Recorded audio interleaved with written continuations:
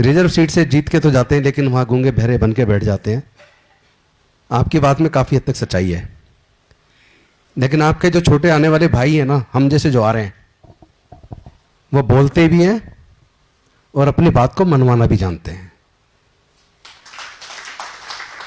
अभी परसों और कल भी, परसों भी प्रोग्राम था, कल हमने अपने यहाँ बंगले पे हमारे जितने भी महापुरुष हैं सबकी हम जयंती मनाते हैं, शहादत दिवस मनाते हैं। तो कल मानवर कांसीराम साहब का श्रद्धांजलि दिवस हम लोगों ने घर पे मनाया, पुण्यतिथि मनाई।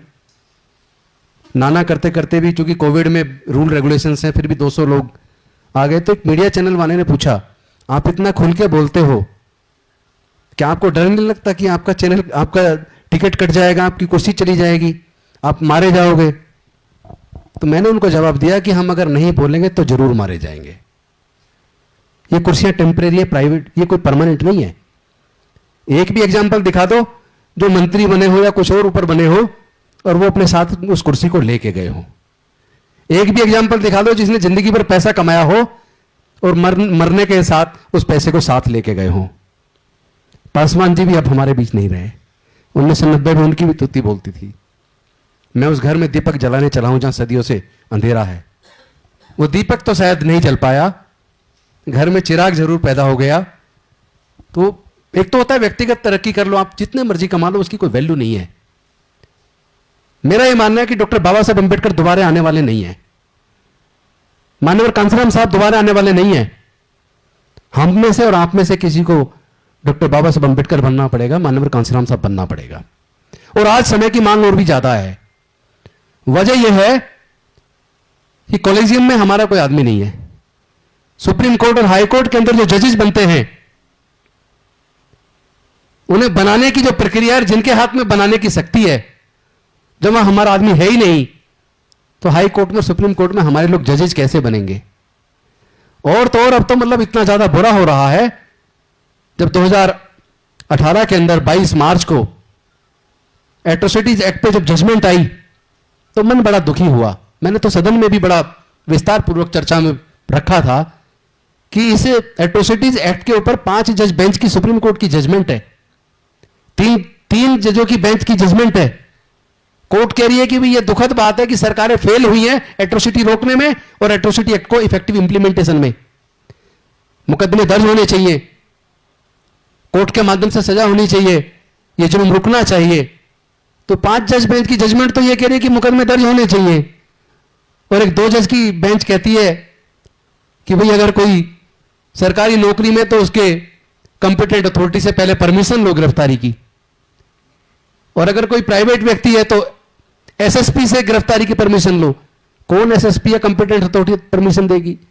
मतलब पूरे के पूरे एक्ट को डाइल्यूट 2 जज कर रहे हैं, 5 जज बेंच की जजमेंट को भी कर रहे हैं। तो is it not amount to contempt of court? 5 जज बेंच की जजमेंट को क्या 2 जज की बेंच की जजमेंट ओवररूल कर सकती है? लेकिन किया।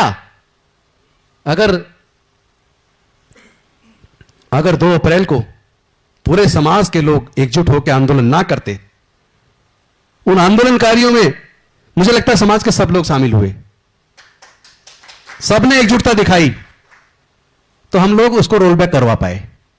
200 पॉइंट रोस्टर वाले मुद्दे पर सब लोग एकजुट हुए, सबने मिलकर संघर्ष किया, तो हम लोग उसको भी रोल बैक करवा पाए।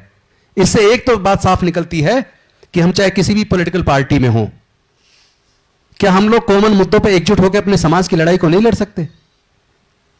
क्या हम अपनी पार्टियों में बैठ के भी अपने समाज की न्याय की आवाज को नहीं उठा सकते? कोई कहता जी टिकट काट देंगे, भाई किस किस का काटेंगे? जिसको भी टिकट दें उसी को न्याय की आवाज को उठाना चाहिए। जब हर कोई जो भी आएगा वही बोलेगा, तो मुझे नहीं लगता फिर किसी को टिकट कटने की चिंता होनी चाहिए। तो इसलिए मैंने उस टीवी चैनल वाले को कहा था जो ये कह रहा था कि बोलोगे तो आप खत्म हो जाओगे, आपका टिकट कट जाएगा, आपको हटा दिया जाएगा।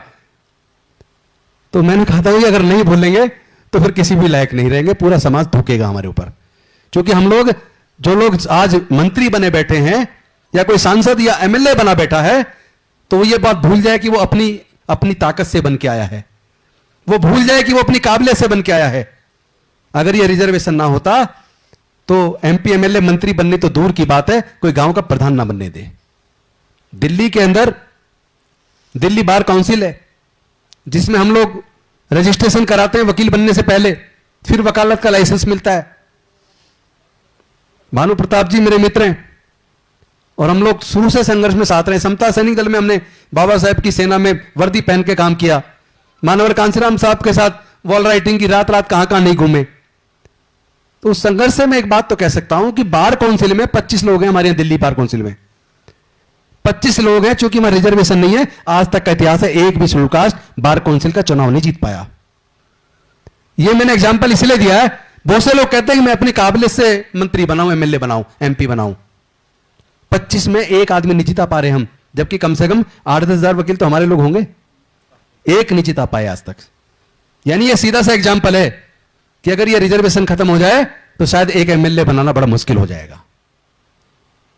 इसलिए हम लोग को समझना चाहिए कि we are representing to the society in the assembly और इन द लोकसभा, और वहां हम रिप्रेजेंट करने की बजाय हमारे समाज के हक और अधिकारों का कत्ल होता रहे, या वहां संसद में ऐसे विधेयक पास हो जाएं, ऐसे बिल पास हो जाएं जो हमारे समाज का नुकसान करते हों, और हमारे चुने हुए प्रतिनिधि वहां सांसद बन के चुप बैठे रहें, ऐसे बने रहने से तो मर जाना बेहतर है।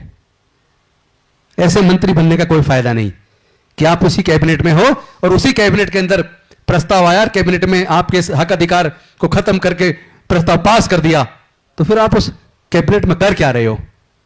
क्या आपको अपने, चूंकि आप रिप्रेजेंट कर रहे हो, आप रिजर्व सीट से जीत के आए हो, यह आपका मोरल दायित्व भी है, सामाजिक दायित्व भी है, कॉन्स्टिट्यूशनल ड्यूटी भी है कि आप अपने समाज के हक और अधिकार की बात को मजबूती से रखो। तो चूंकि सब लोग काफी मेरे ख्याल से लंबे समय से बैठे, मैं नहीं चाहूंगा कि मैं लंबा भाषण दूं, मुझे वैसे ही उन्होंने कहा 2 मिनट आपको दे रहे हैं, तो मैं अपनी बात को छोटा करता हूं एक निवेदन के साथ।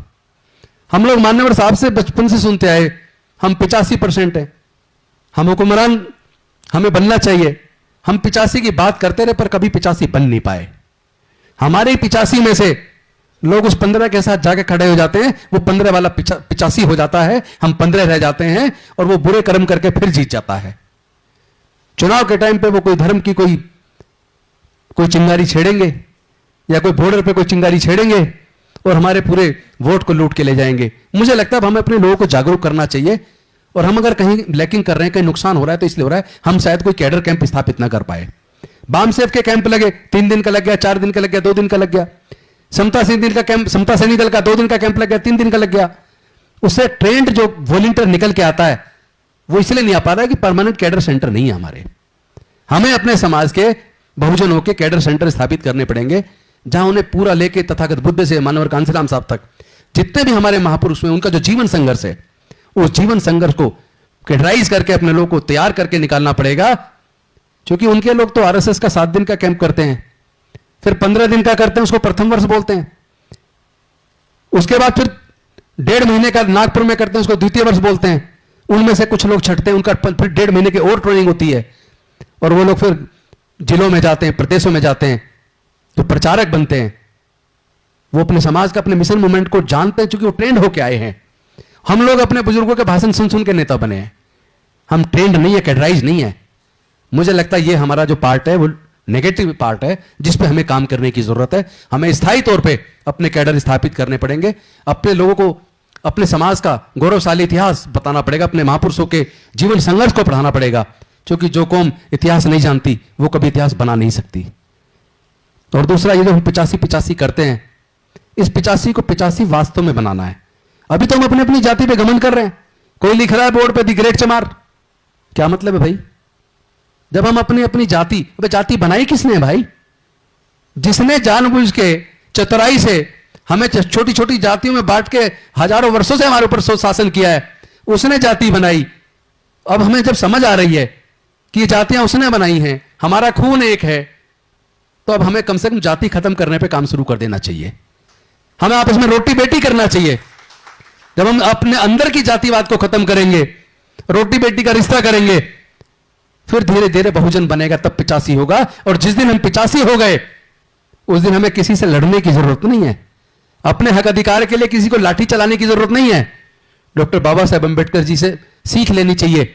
उन्होंने हजारों साल की गुलामी से हमें जो आजादी दिलाई, उसमें कोई तलवार नहीं चलाई, किसी को चोट नहीं पहुंचाई। उन्होंने अपनी विद्वता से, अपनी कलम से, अपनी काबिलियत से, अपनी योग्यता से अंग्रेजों को कन्विंस करके हमारे समाज के हक अधिकार